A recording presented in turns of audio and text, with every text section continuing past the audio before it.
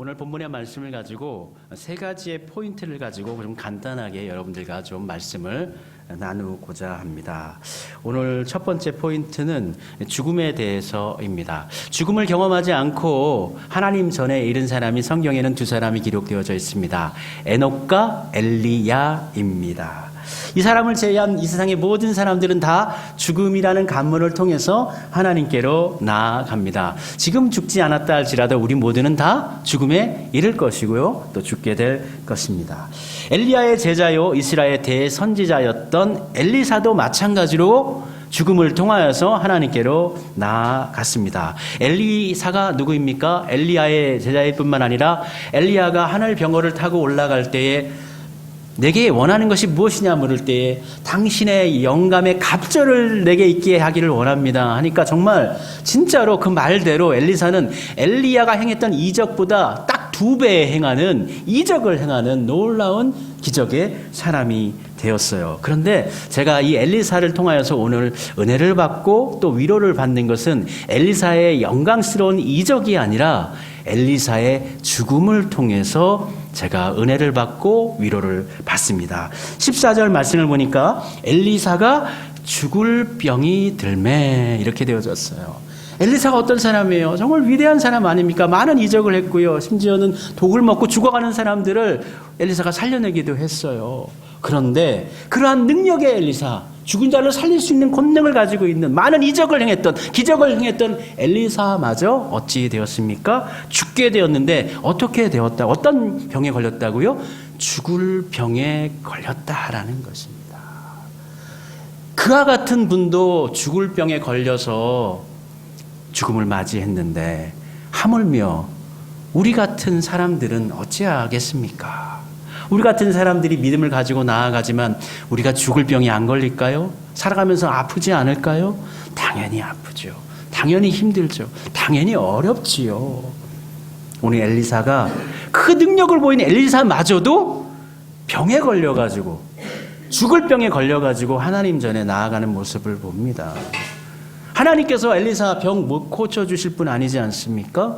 하나님께서 함께 하시면, 하나님의 뜻이 있으시면 엘리사 분명히 살아났을 거예요. 그러나 그 사명을 다했기 때문에 하나님께서 부르시는데 모든 인생들이 걸어가는 그 길 그대로 사람들이 나이가 들면 우리의 세포도 죽고 우리 육신이 늙어가는 것처럼 그도 병 들어가지고, 그리고 특별히 죽을 병에 들어가지고 그가 죽음을 맞이했다라는 것입니다. 그리고 우리가 살아가는 날 동안 아플 수 있어요. 힘들 수 있어요. 병들 수 있어요. 그러나 하나님께서 뜻하신 대로 사명을 이루다가 하나님께서 오라 할 때에 믿음으로 나아가면 되는 것입니다. 더 뛰어나고 능력 있는 사람들도 이와 같이 병들고 죽었는데 우리 역시 그렇지 않을까요? 우리는 더 연약하고 힘이 없는 사람들 아니지 않습니까? 더 하나님 의지하면서 살아가도록 합시다. 그리고 두 번째는요, 엘리야의 시신으로 인해서 난데없이 은혜를 입은 사람이 있다라는 것입니다. 말씀 20절과 21절에 보니까 엘리사가 죽으니 그를 장사하였고 해가 바뀜에 모압 도적대들이 그 땅에 온지라 마침 사람을 장사하는 자들이 그 도적대를 보고 그의 시체를 엘리사의 묘실에 들이던짐에 시체가 엘리사의 뼈에 닿자 곧 회생하여 일어섰더라 했습니다. 엘리사가 죽고 난 다음에 엘리사를 그 묘지에 안장을 했습니다. 이스라엘 사람들은 시신을 간에 넣지 않고 미라처럼 만들어 가지고 묘실에 침대식으로 쌓아 놓습니다. 그런데 시간이 흘러가니까 그 쌓았던 천이 낡아서 녹슬고 썩어가지고 바래진 것이죠. 그리고 엘리사의 시신도 지금 어떻게 됐습니까? 뼈가 드러날 정도로 세월이 흘러가 버린 것입니다. 근데 이때에, 그러니까 엘리사의 시신이 부패하고 썩어가고 있을 때, 그러니까 완전히 엘리사는 죽어버린 것이죠. 근데 해가 바뀌고 난 다음에 이제 농사철이 돼가지고 농사를 추수할 때가 됐을 때에 모압 땅의 도적들이 이 마을에 쳐들어온 것입니다. 장례가 났는데 도적들이 쳐들어오니까 지금 장례가 문제가 아니지 않습니까? 그래서 이 장례를 진행하다가 얼른 그 시신을 그 묘실, 엘리사가 있는 그 묘실에다가 어떻게 해요? 제대로 예우도 갖추지 못하고 그냥 집어 던져버린 거예요. 그러니까 그 던져졌은 그 장소가 엘리사의 무덤 묘실 쪽에 던져져서 엘리사의 뼈에 그 사람의 시신이 딱 닿았는데 그 뼈에 닿자 그가 어떻게 됐습니까? 다시 살아났다는 거예요. 이 사람은요, 한 사람의 아버지일 수 있고, 한 사람의 어머니일 수 있고, 한 사람의 아들, 딸일 수도 있습니다. 그에게는 부양해야 할 가족들이 있을 수가 있고, 그에게는 돌봐야 할 아들들이 있을 수 있는 사람이. 그런데 그가 죽고 말았어요. 소망을 잃어버린 것이죠. 그런데 그가 어떻게 해요? 엘리사의 뼈에 닿자마자 다시금 어떻게 해요? 살아났다라는 것입니다. 다시 자신이 해야 할 의무, 가족을 돌볼 수 있고 사랑해야 하고 믿음을 지켜야 한 사명의 길을 다시 걸을 수 있는 은혜가 이에게 임했다라는 것입니다. 마찬가지로 우리도 마찬가지입니다. 우리는 하나님의 은혜로 거저 하나님의 뜻 가운데서 하나님의 자녀가 된 것입니다. 그가 아무런 공로가 없어요. 그는 아무런 의도도 없고 내가 다시 살아나겠다고 기도한 적도 없고, 그가 근데 단순하게 던져져서 장례식도 제대로 치르지 못한 상황 가운데 뼈에만 닿았을 뿐인데 그의 공로는 아무것도 없는데 그가 다시 살아났다라는 것입니다. 이와 같이 우리들도 예수님의 십자가에 못 박히신 그 손길이 우리의 영혼에 닿을 때에 우리들도 다시 예수님의 공로를 힘입어서 다시 부활하고 살아날 줄로 믿습니다. 예수님의 목자국난 그 십자가의 손길이 우리 가운데 임할 때에 예수님의 부활의 영광이 또한 우리의 영광이 될 줄로 믿습니다. 공로 없이 아무런 힘 없이 하나님의 은혜로 우리 모두가 구원받았다. 하나님께 감사하십시오. 그리고 세 번째 마지막 이 부활 사건의 이유가 무엇일까요? 난데없이 엘리사가 죽어버렸고 또 갑자기 사람이 엘리사의 뼈에 닿자 다시 소생했는데 그 이유는 무엇일까요? 우리 유추해 볼 수가 있는데요. 세 가지 사건을 전제로 할 수가 있을 것 같아요. 첫 번째로는 엘리사의 시신을 통해서 기적이 일어났다는 것이죠.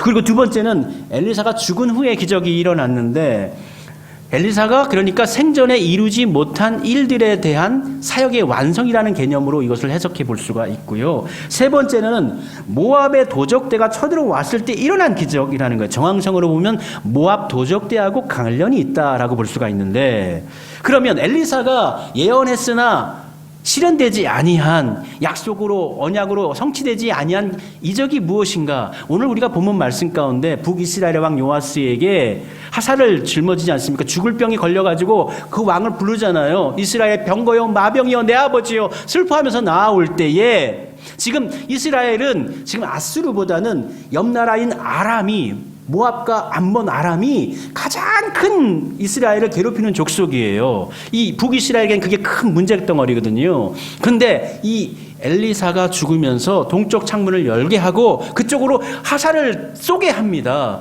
그리고 난 다음에 어떻게 화살로 어떻게 땅을 쾅쾅쾅 치게 만들어요. 근데 치게 하니까 몇 번을 이 요아스가 쳤습니까? 3번을 쳤어요. 쾅쾅쾅 쳤어요.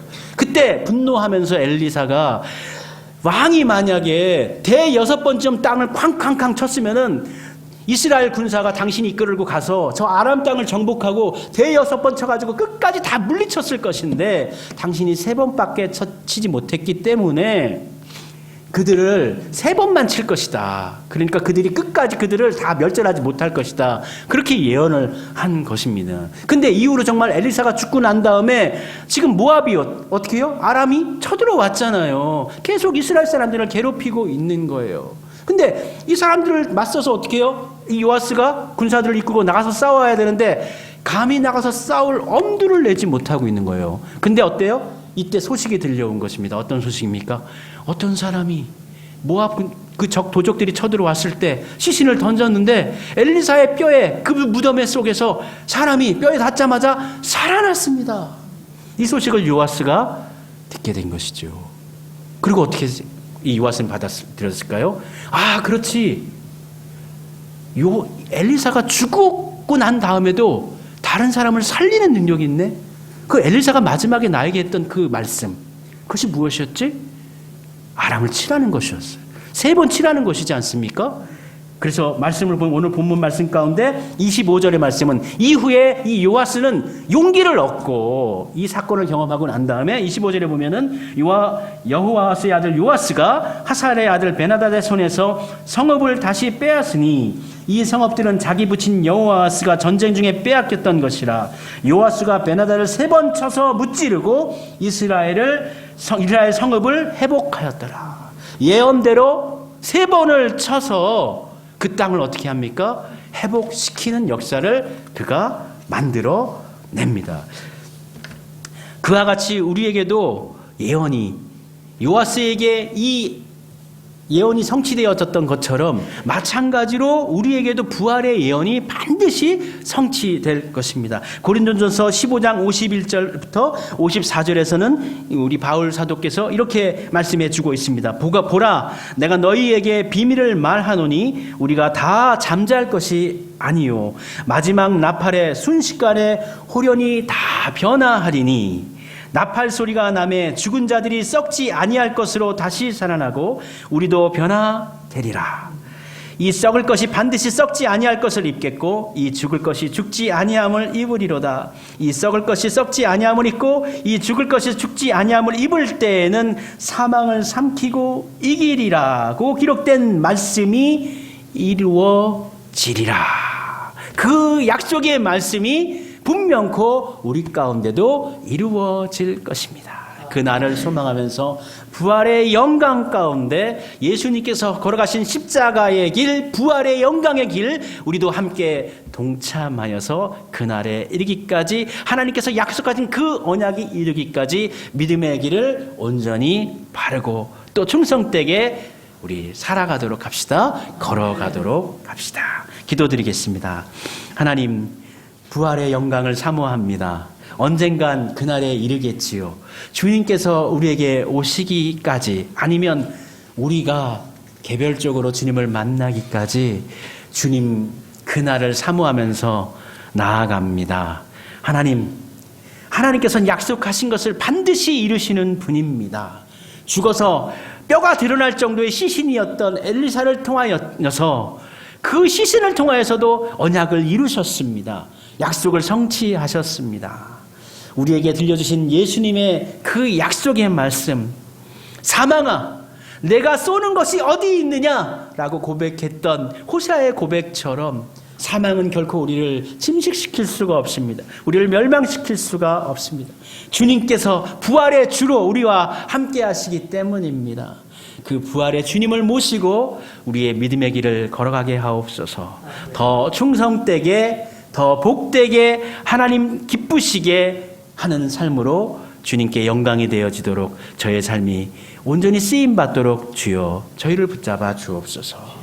주님 앞에 나아가길 원하며 주의 뜻 가운데 쓰임받기를 소원하며 예수님의 이름으로 기도드립니다. 아멘.